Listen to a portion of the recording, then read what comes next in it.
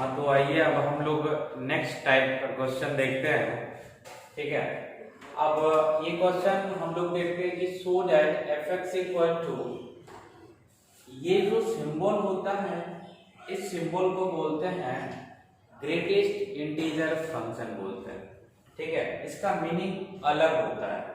तो आज हम लोग ये देखेंगे कि ग्रेटेस्ट इंटीजर, लेकिन यहाँ क्वेश्चन ये पूछा गया है कि इसको डिसकंटिन्यूअस प्रूफ करना है, और यहाँ से जब हम इसको डिसकंटिन्यूअस प्रूफ करेंगे तो वहां से एक और एनालिसिस हम लोग देखेंगे कि कभी भी हमारा ग्रेटेस्ट इंटीजर फंक्शन कंटिन्यूअस नहीं होता है कोई भी पॉइंट पे, कैसे नहीं होगा वो यहाँ पे हम लोग देखेंगे। तो सबसे पहले हम ग्रेटेस्ट इंटीजर फंक्शन होता क्या है वो देख लेते हैं, उसके बाद हम इस क्वेश्चन को सॉल्व करेंगे। ठीक है, तो इसको क्या बोलते हैं,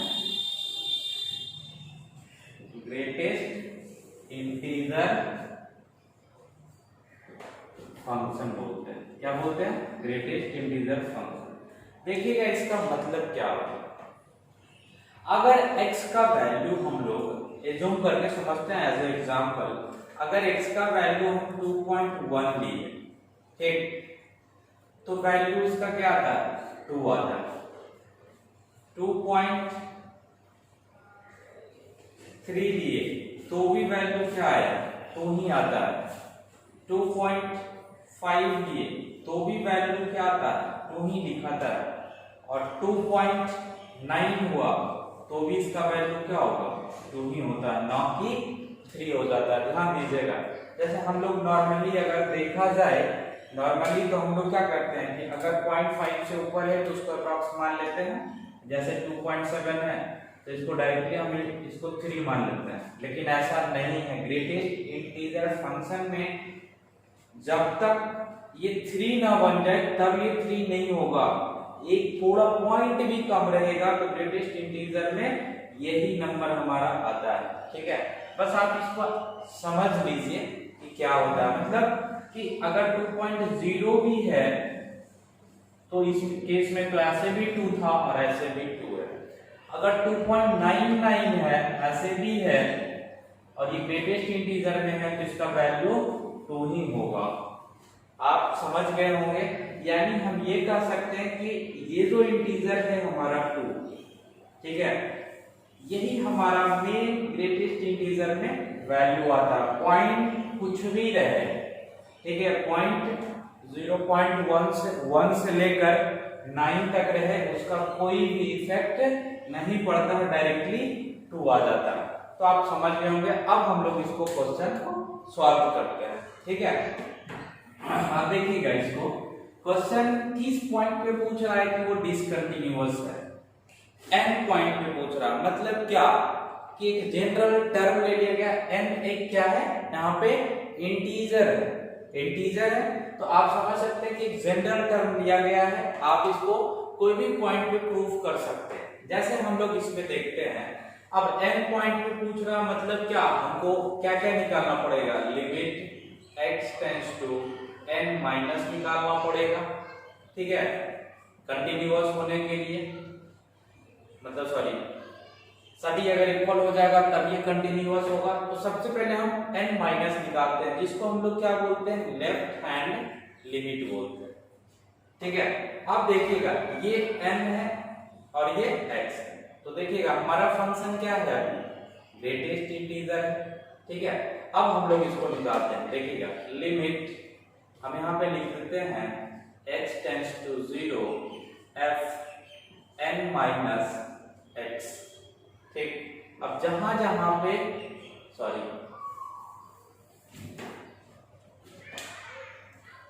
तो आइए अब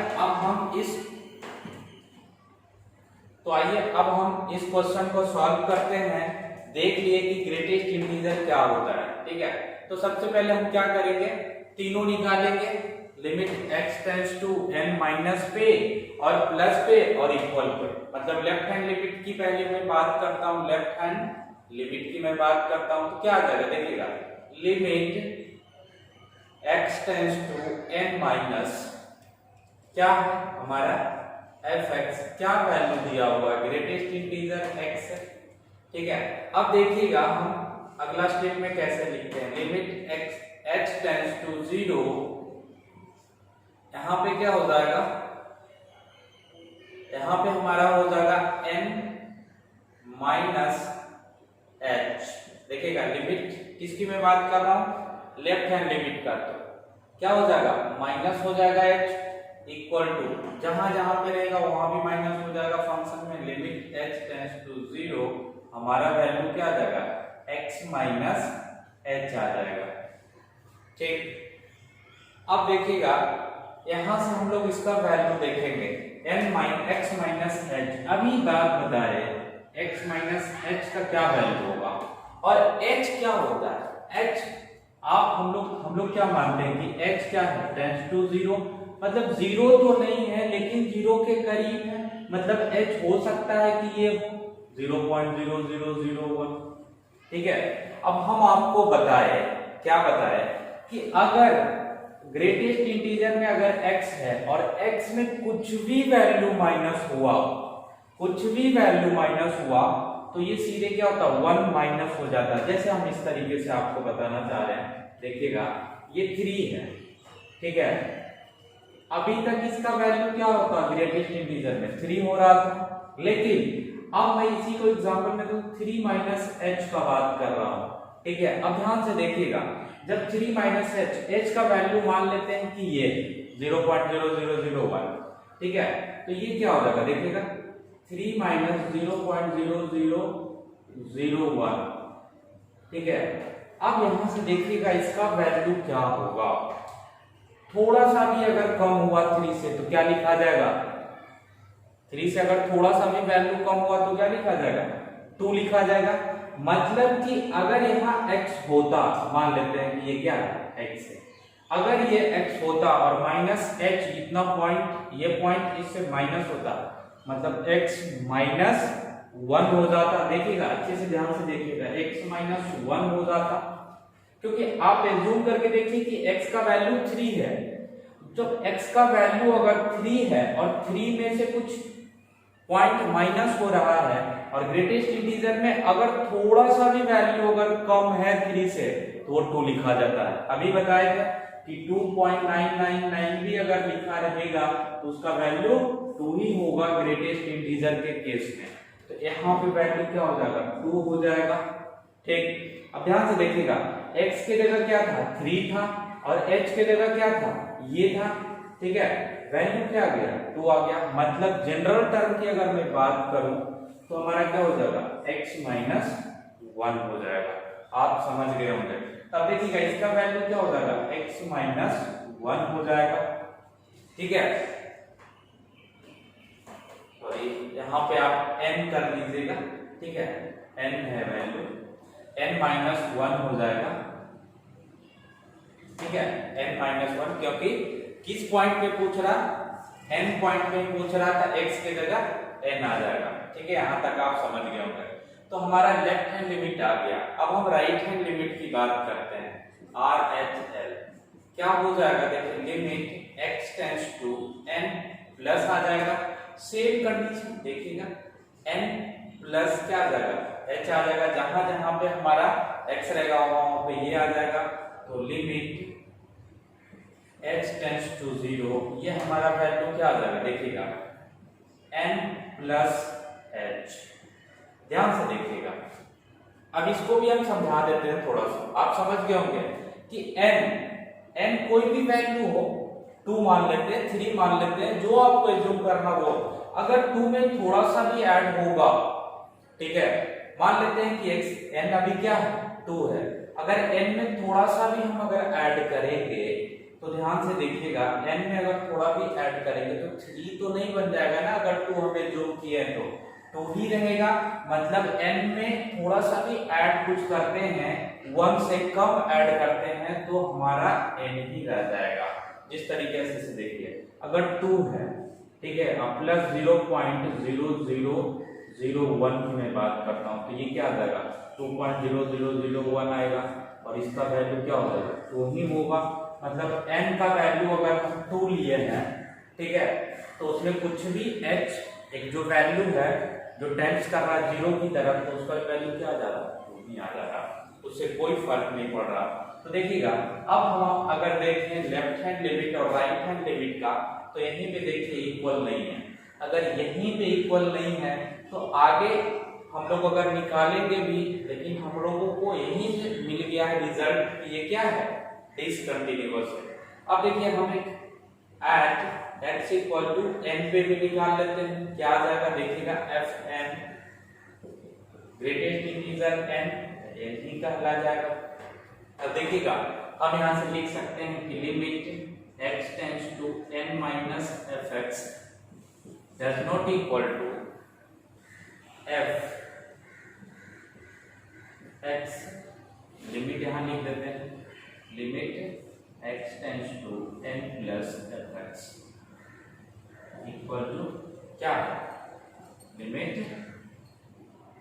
यहाँ पे नहीं आएगा, सीधे आ जाएगा क्या, f एंड आ जाएगा। अब देखिएगा हम लोग 11 पे पढ़े थे, अगर लेफ्ट हैंड लिमिट और राइट हैंड लिमिट इक्वल नहीं होता है तो पहले तो वो फंक्शन ही एग्जिस्ट नहीं करता है, ठीक है। तो ये क्या हो गया, प्रूफ हो गया कि हमारा जो ग्रेटेस्ट इंटीजर फंक्शन है वो क्या है, डिसकंटिन्यूअस है। किस पॉइंट पे, x इक्वल टू n पे, आप समझ गए होंगे, ठीक है। जहां पे भी आपका ग्रेटेस्ट इंटीजर फंक्शन आ जाए, जो भी क्वेश्चन में, आप समझ लीजिएगा कि वो डिसकंटिन्यूअस हो जाएगा, ठीक है।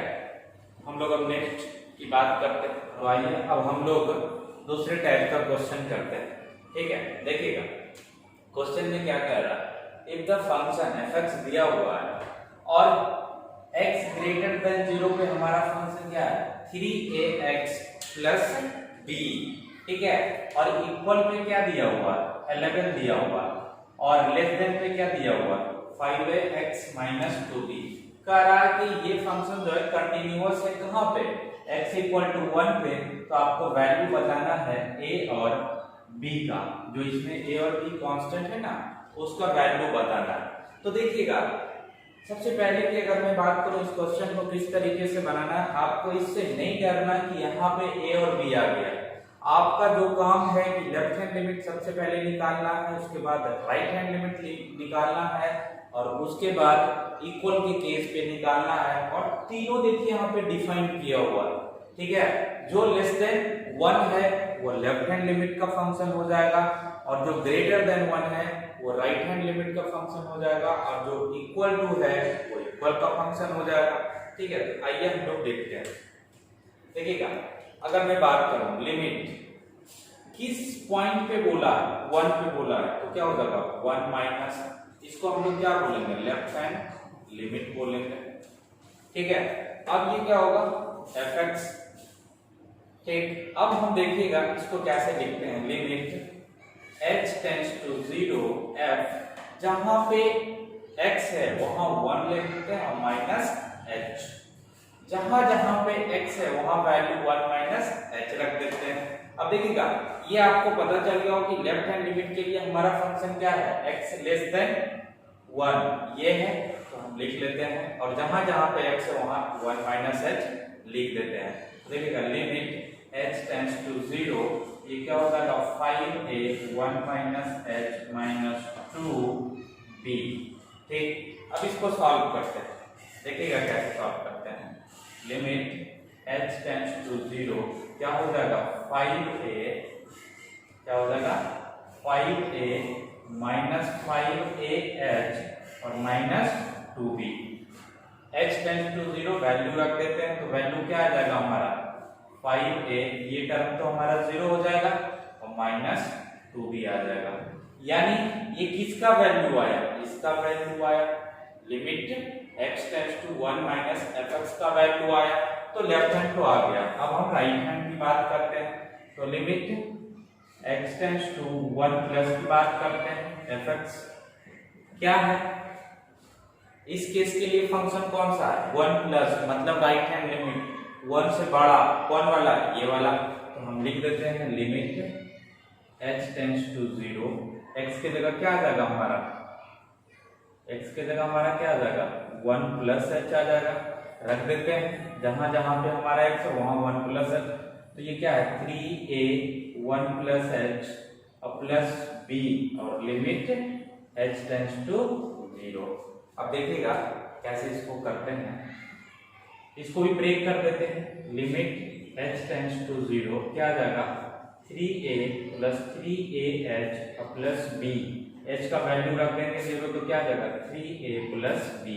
तो ये किसका वैल्यू आ गया, ये आ गया हमारा RH L का राइट हैंड लिमिट और ये लेफ्ट हैंड लिमिट। और इक्वल पे अब देखते हैं, तो देखिएगा x इक्वल टू 1 पे वैल्यू हमारा ऑलरेडी कितना दिया हुआ, इस तरीके से लिख देते हैं f1 पे हमारा वैल्यू कितना दिया हुआ 11 दिया हुआ, ठीक है।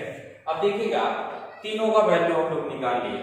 अब ये ऑलरेडी क्वेश्चन क्या कह रहा है कि कंटिन्यूअस है, मतलब ये ऑलरेडी दिया हुआ है limit x tends to 1 minus fx equal to limit x tends to 1 plus fx equal to f1, ये ऑलरेडी दिया हुआ है। अगर कंटिन्यूअस बोल दिया है तो ये बोल दिया है कि ये क्या है इक्वल है।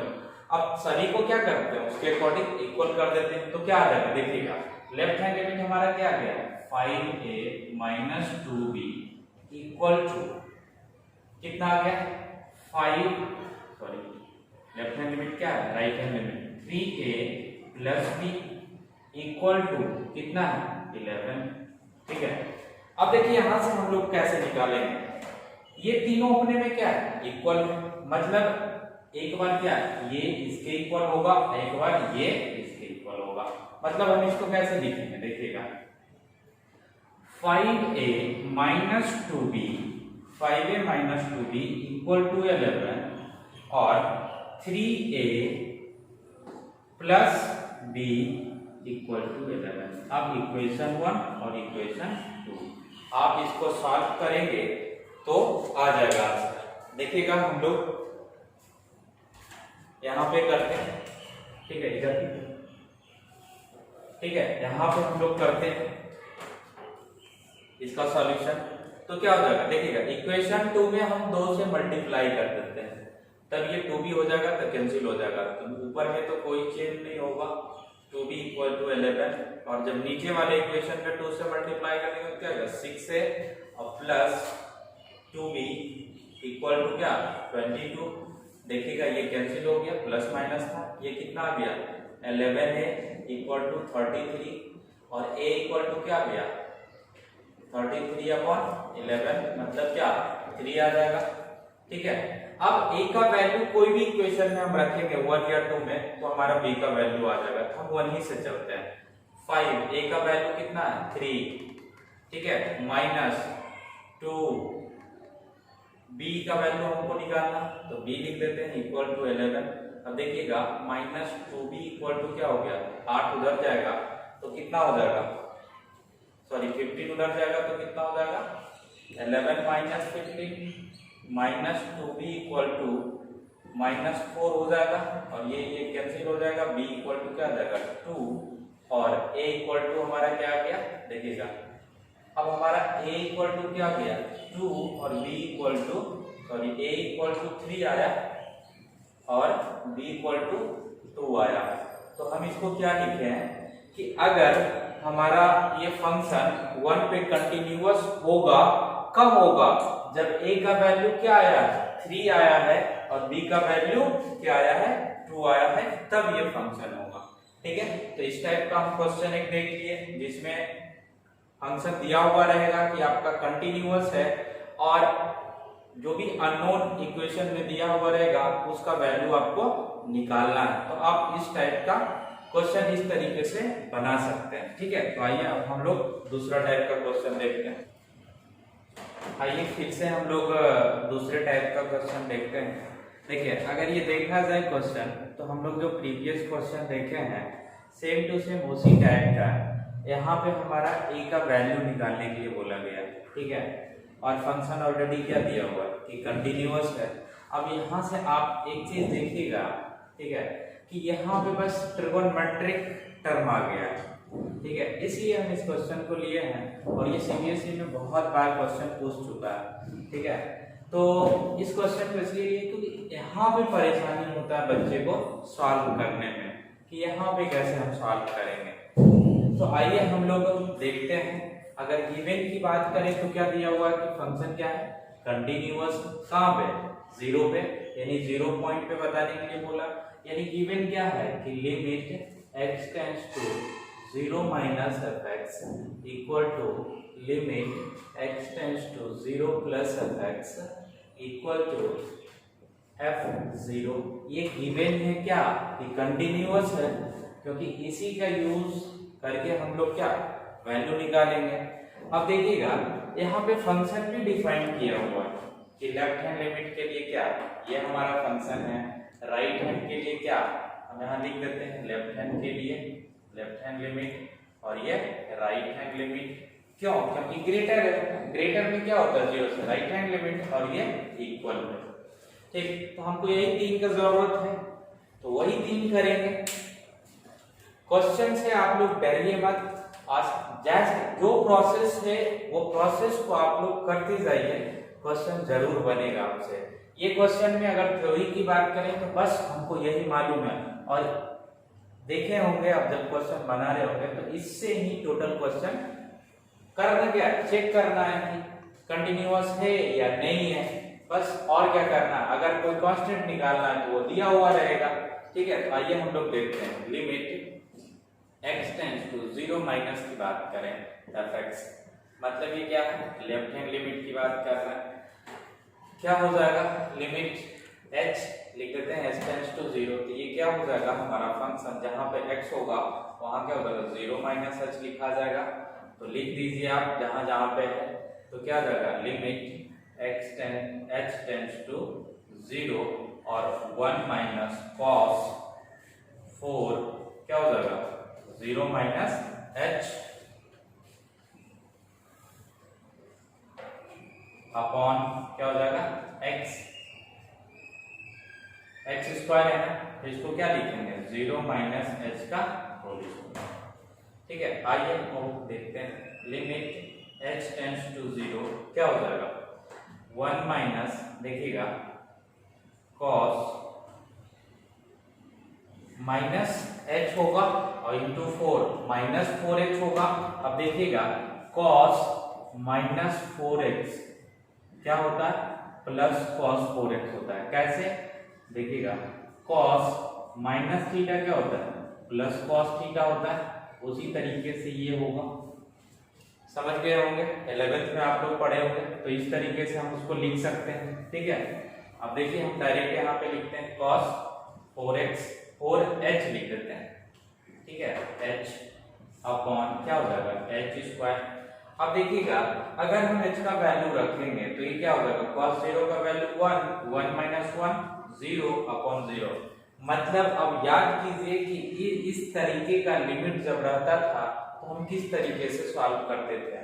तो एक प्रॉपर्टीज हम लोग पढ़े थे, sin x upon x limit x tends to 0, ये पढ़े थे। और जो भी इस तरीके का फंक्शन रहता था हम इसमें कन्वर्ट करते थे। तो ये देखेंगे यहाँ से कि इसको हम लोग कैसे साइन में कन्वर्ट करेंगे। ठीक है, ये पूरे को देखा जाए तो कैसे साइन में कन्वर्ट करेंगे। तो देखिए हम लोग एक फार्मूला पढ़े हैं 1 minus cos 2 theta equal to 2 sine square theta by 2 sine square theta पढ़े हैं। ठीक है, अब देखिएगा अब यहाँ 4 मतलब थीटा के जगह यहाँ क्या है h है, तो हम इसको कैसे कन्वर्ट करते हैं। देखिएगा cos 4 थीटा लिख देते हैं। अब ध्यान से देखिएगा यहाँ 2 थीटा था तो यहाँ क्या हुआ थीटा था। अब यहाँ 4 थीटा है तो यहाँ क्या हो जाएगा हाफ हो जाएगा, मतलब 2 साइन स्क्वायर क्या हो जाएगा 2 थीटा हो जाएगा। ठीक, ध्यान से समझ रहे होंगे, ये आप 11th पे याद कीजिए, समझ में आएगा ये। अब उसी तरीके से हम यहाँ भी करते हैं, किस तरीके से देखिएगा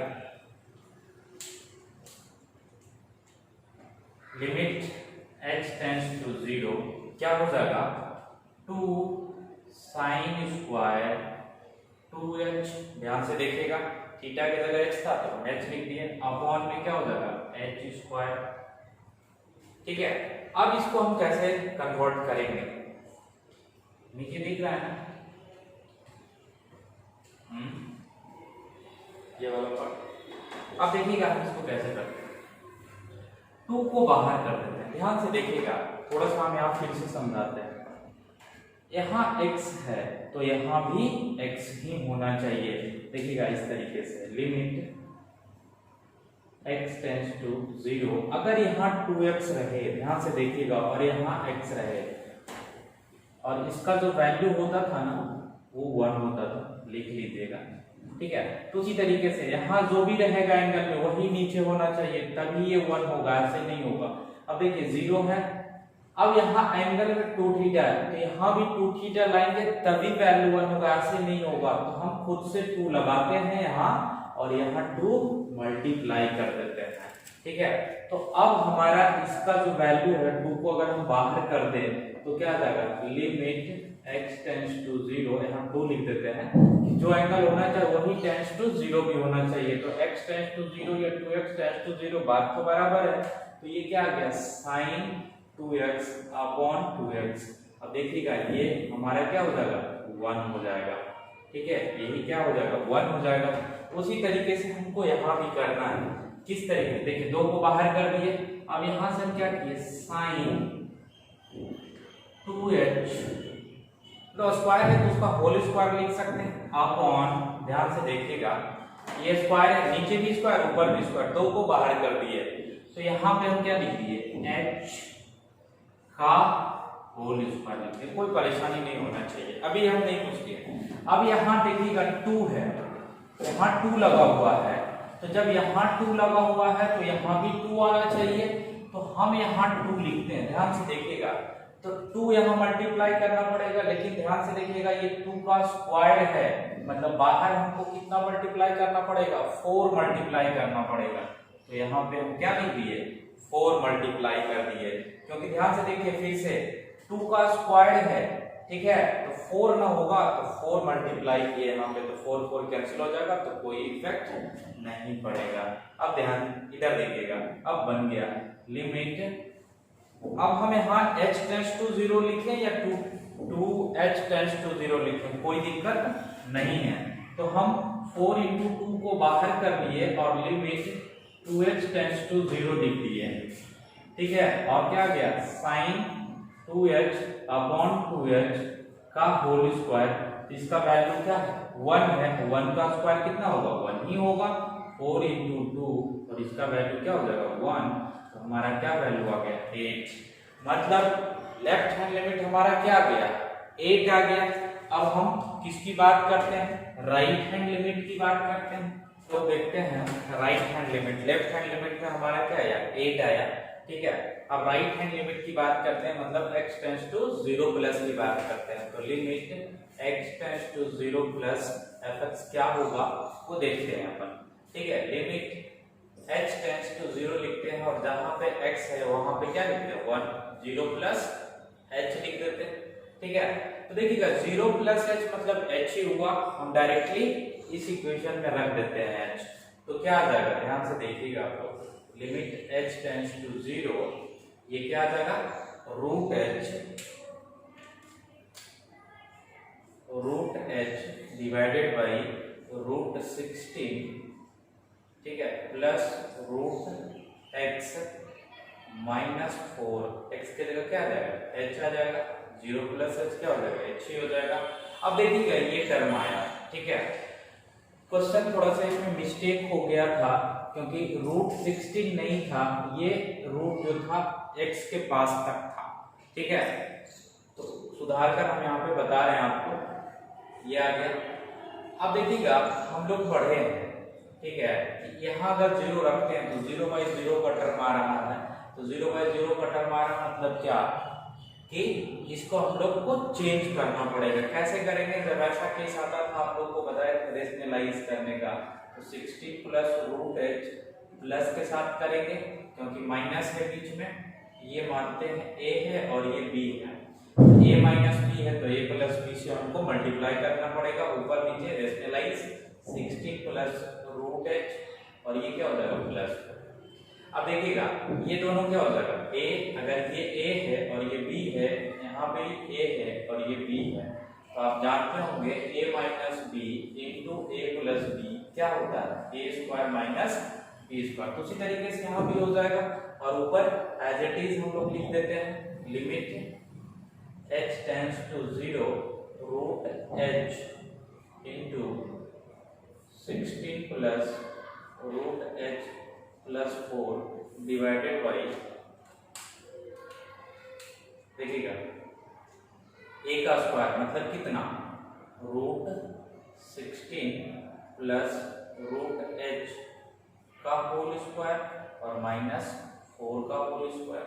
ठीक, अब देखिएगा यहां से क्या आएगा, लिमिट h टेंड्स टू 0 क्या आ जाएगा, रूट h को बाहर ही रखते हैं और रूट 16 प्लस रूट h और प्लस कितना 4 डिवाइडेड बाई, देखिएगा ये इससे कैंसिल हो जाएगा तो कितना आ जाएगा 16, ठीक है 16 और प्लस रूट h और ये क्या आ जाएगा माइनस 16, 4 का स्क्वायर, तो ये भी कैंसिल हो गया।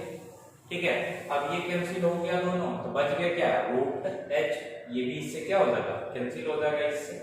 अगर ये कटने के बाद अगला स्टेप में आप रूट h को कैंसिल कीजिएगा, ठीक है ये कैंसिल हो गया।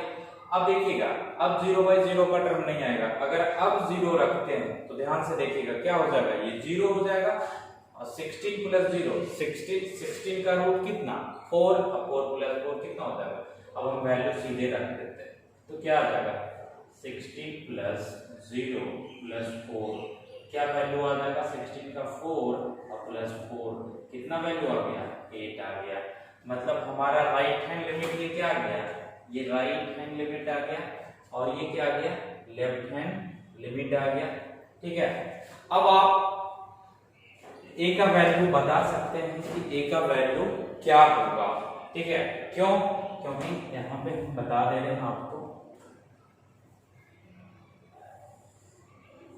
देखिएगा left hand limit equal to limit x tends to 0 minus fx equal to limit x tends to 0 plus fx equal to f क्या 0, इसका वैल्यू क्या आया 8 आया, इसका भी वैल्यू क्या आया 8 आया और ये हमारा क्या है x 0 पे वैल्यू क्या है, ध्यान से देखिएगा यहाँ पे x 0 पे वैल्यू क्या है 8। अब देखिएगा a इक्वल टू कितना आ गया, यहाँ से हम ये लिख सकते हैं कि a इक्वल टू क्या वैल्यू आ गया 8 आ गया, यही 8 हमारा क्या कहला गया आंसर कहला गया।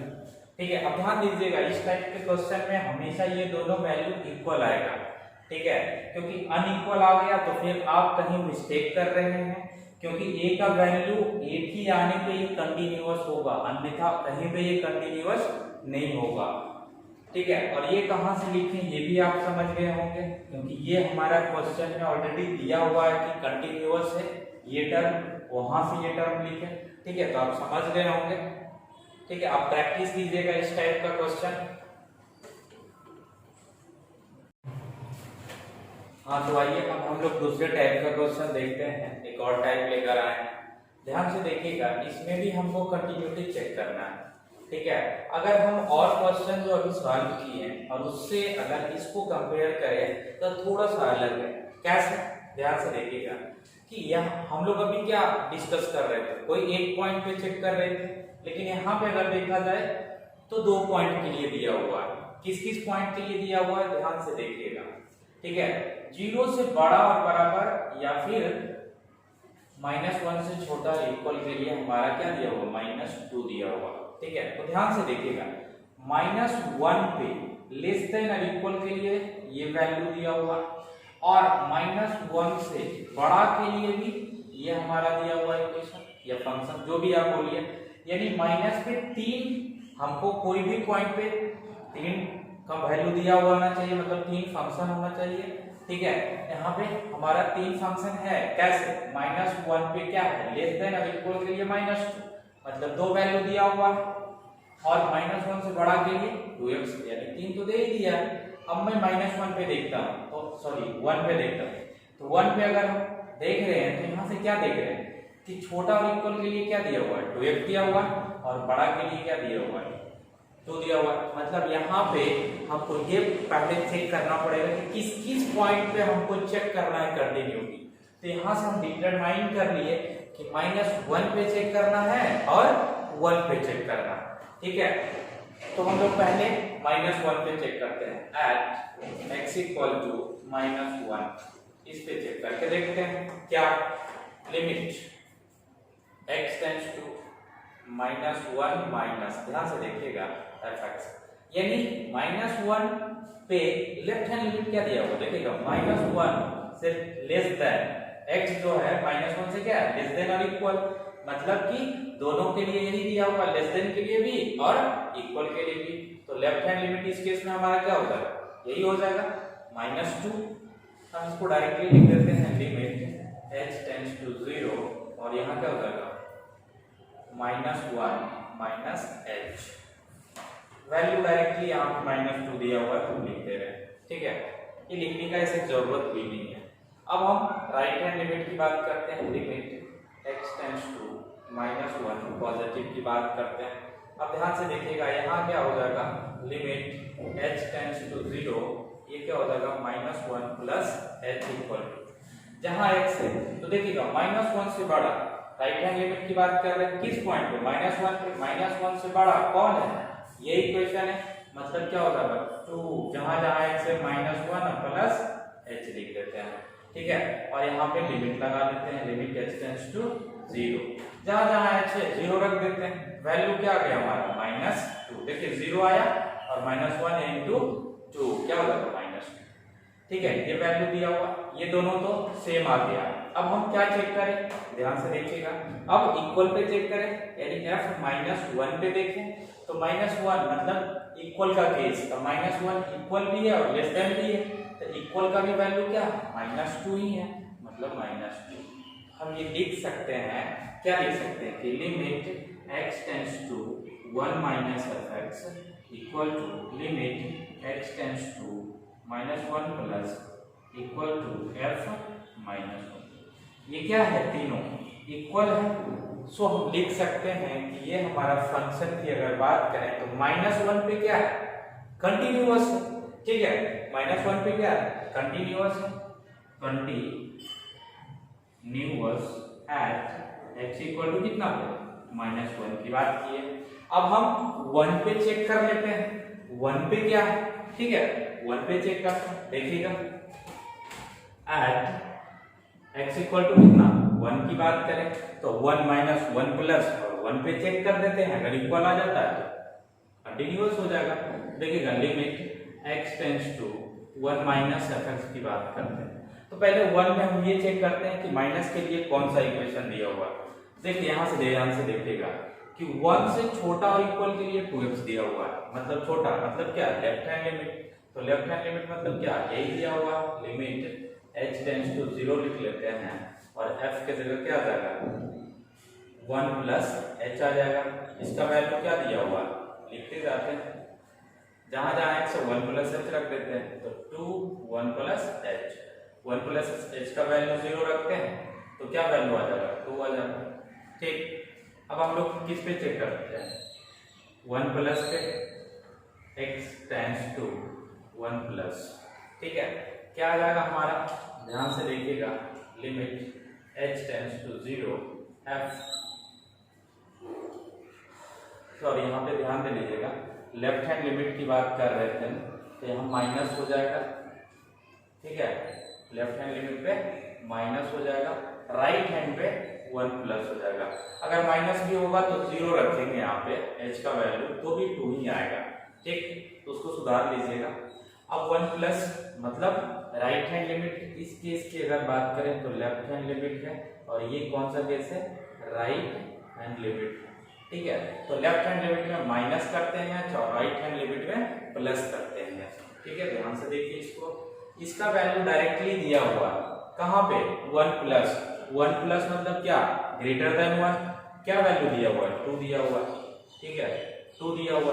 अब यहाँ से आप देखिए इक्वल का केस निकाल लेते हैं कि f 1 पे क्या दिया हुआ, देखिएगा 1 यहाँ है, 1 इक्वल के लिए कौन इक्वेशन है 2x, यानी 2 और x के जगह क्या है 1, तो ये क्या गया, मतलब यहाँ से ये भी पता चल गया कि 2 पे भी ये फंक्शन क्या है, कंटिन्यूअस है, तो हम ये लिख सकते हैं कि fx इज, डायरेक्टली लिख देते हैं क्योंकि ये भी हमारा 2 पे क्या हो गया, limit x tends to 1 plus fx equal to limit x tends to 1 minus fx equal to क्या, f1। तो ये भी कंटिन्यूअस हो गया, कंटिन्यूअस हो गया एट x इक्वल टू कितना पे, 1 पे। तो ओवरऑल अगर हम देखें तो हम क्या लिख सकते हैं कि फंक्शन इज कंटिन्यूअस, क्या लिख सकते हैं दोनों को मिला के टोटल fx के बारे में, फंक्शन fx इज क्या, कंटिन्यूअस किस पे, एट x इक्वल टू -1 पे and x equal to 1। Combine करके लिखिए, ठीक है, यानी -1 पे भी कंटिन्यूअस था और +1 पे भी कंटिन्यूअस था।